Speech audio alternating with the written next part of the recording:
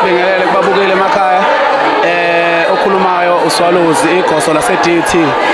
incwajana Swalozi umahala umnandi egoqele umnandi ebhekele ushensizwa ke sihlaba nazingoma on behalf of DUT yonke ithehlelo DUT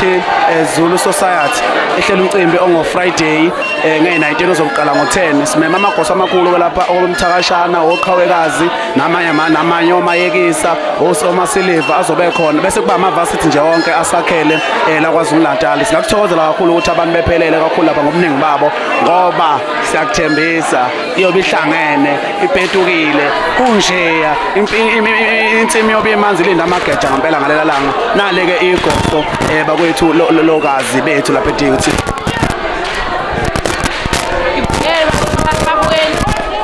Ucruise le igoso lokazi khona bayithithile bayifaka abasiliva bayipotholwande safisa ukuba nani sihlanganele sonke ngoLwesihlanu